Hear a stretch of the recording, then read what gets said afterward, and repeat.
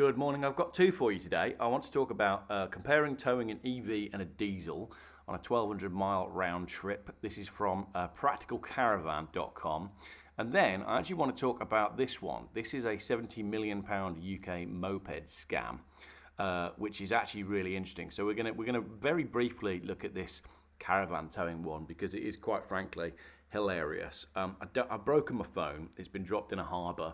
And if you've got recommendations for a small smartphone, please do post them in the comments. I am sick and tired of massive smartphones, and my iPhone wasn't working anyway. So we're screen recording and we've got the audio here. Right, let's have a look at this.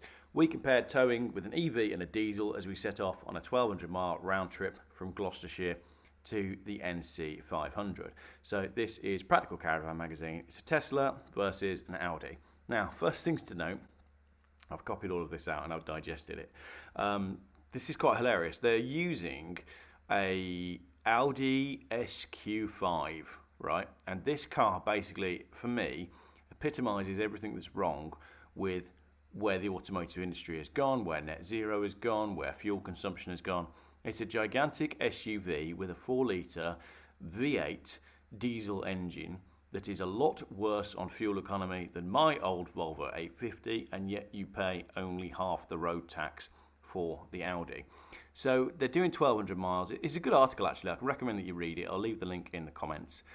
So go take a look at it. So they're using, as it says here, Audi SQ7 4-litre V8. And when you put into AI what is the fuel consumption for an Audi SQ7 4-litre V8 diesel when it's towing, your answer is high teens to low 20s. So we're comparing an incredibly thirsty tow car with a Tesla. So straight off the bat, it's a bit of an interesting comparison. I appreciate when you tow with a caravan, fuel economy on most things is pretty bad. Let us know if you tow a caravan, what do you tow with and what is the economy that you get. I don't really do much caravan towing, so I'm not going to claim to be an expert on that. But let me know what fuel economy you can achieve when you are towing your caravan. The article goes on. Preparation is the key. As any caravan knows, good prep is the key to successful touring. And they go on talking about the nose weight of the caravan and what they can and can't tow with the Tesla. Interestingly, because of the restricted payload on the Tesla, they basically say the Tesla can't carry much in the caravan because it doesn't have the rated towing weight, so they have to, and he says the Tesla comes into its own because it's got so much storage. So you're towing a caravan, but you can't put your stuff in the caravan because you would be overweight for towing. And I thought that bit was quite hilarious. But again, caravan people, correct me in the comments. When you go away, do you put all your stuff in the caravan or do you put it in the car? Then they start out from Gloucester, and this is quite amusing. So on their first day, early on Thursday morning, we loaded up and set off from Gloucestershire, heading to the first caravan and motorhome camping site in Kendal, Cumbria. Now that is 3 hours and 49 minutes of driving, 197 miles. You know as well as I do, in a decent diesel car, you ain't stopping for fuel, you might stop for a coffee. But because they've got the Tesla with them, they end up stopping at Hilton Park Services, Wolverhampton, and Chorley Services, which is not very far off, right? I think that was their plan, actually. But they also said they stopped at Kiel. So I'd love to report the first day on the road went swimmingly, but it didn't. We had a 3-hour stint stuck on the M5, completely stationary because of an accident. How many times have we seen this in the UK? This is, I assume it must be summertime that they're doing this because the article's just been published. However, the beauty of the caravan meant that as everyone else exited their vehicles while we waited, we were able to get refreshments from the van. It's not like you can't get refreshments from your car if you pack them, is it? Anyone with experience of an EV might start to have range anxiety. The Tesla would lose some charge from the aircon and other onboard electronics while waiting. However, we quickly adapted and found a small charging station nearby.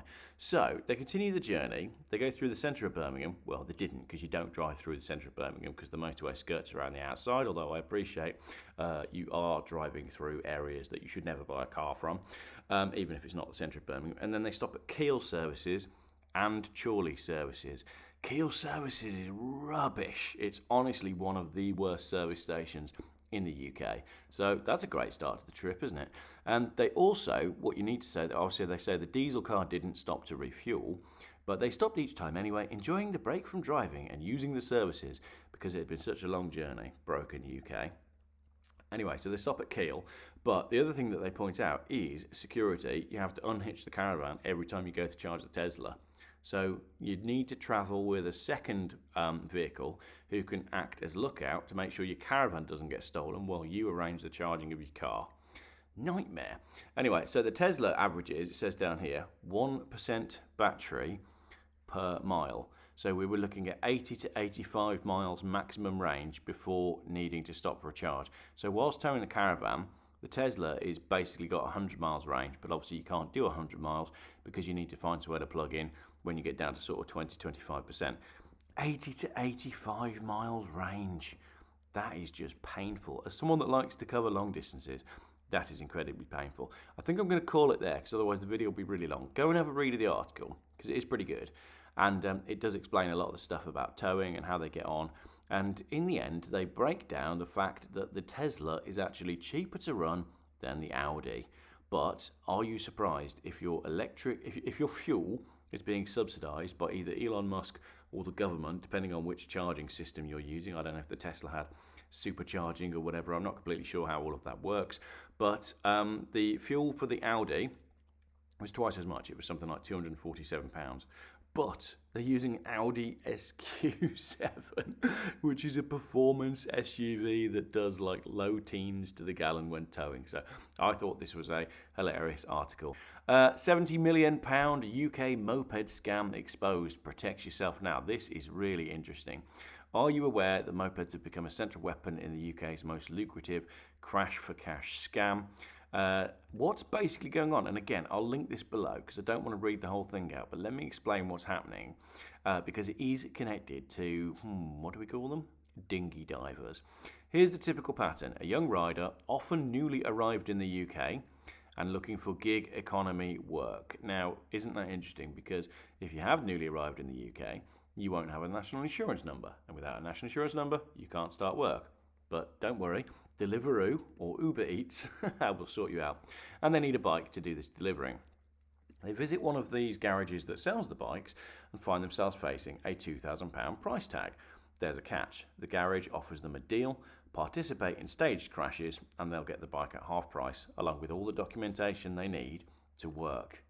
Look at that. This needs to be on the front page of every newspaper. What follows is a carefully orchestrated fraud operation. The rider positions themselves at specific junctions, often hiding behind vans, and when the unsuspecting motorist pulls out, the rider accelerates into them, deliberately causing a collision, and within moments an accomplice appears to video the scene and photograph everything. A single staged crash can be worth £30,000 to the garage once they've charged for bike storage, rental, replacements and repairs, with some garages linked to 70 to 80 claims each. You can see why this has become such an attractive criminal enterprise. Absolutely wonderful. The UK just keeps getting better and better, doesn't it? So these aren't victimless crimes. Beyond the financial impact on every rider's insurance premium, there's a dark side. Young people seeking legitimate work in the gig economy are being exploited by criminal gangs, finding themselves in debt to violent criminals. Some have faced serious legal consequences when caught up in these operations. DS Colkill says some of the bike garage owners are very unpleasant people and they are gangsters. There's been a fair amount of violence linked to this type of operation. So the police are working on this at the moment. There's an investigation going on and they offer ways to protect yourself from this crash for cash scam. Stay alert, know the pattern, record everything, guard your documents and report suspicions quickly. While police tackle the criminal networks, riders continue to face the consequences through ever-increasing insurance costs. This £70 million fraud is just one piece of a much larger puzzle affecting motorcycle insurance premiums and, of course, cars as well. So there we go. That is 2 videos for this morning. I did not know about this moped fraud. So although the EV stuff, again, I've talked about this, shooting fish in a barrel, fair play to the Tesla for actually managing it and not being a pain in the butt, other than only having 80 to 85 miles range, which I would regard as a pain in the butt. But I think luxury, heavy fuel consumption SUVs they just drive me crazy. There's no need. Nobody needs an SUV. I would protect your right to drive an SUV, obviously, as I've said before. But, you know, if it was about net zero and if it was about saving the planet, then what car manufacturers would have done is carried on exploiting technology like what was used in, say, the Audi A2 TDI. Do you remember those? And they did 70, 80 miles per gallon, maybe more. We should be using lightweight materials to build these cars, and we should be optimizing our fuel economy, not building status symbols with massive engines that do low teens mile per gallon when you drive them hard. Thank you very much for watching. Let me know your thoughts in the comments. I want recommendations on a new smartphone. I want your recommendations for what vehicle to use while towing and what miles per gallon you get. And did you know anything about this moped fraud, or were you as in the dark as me? Thank you very much for watching.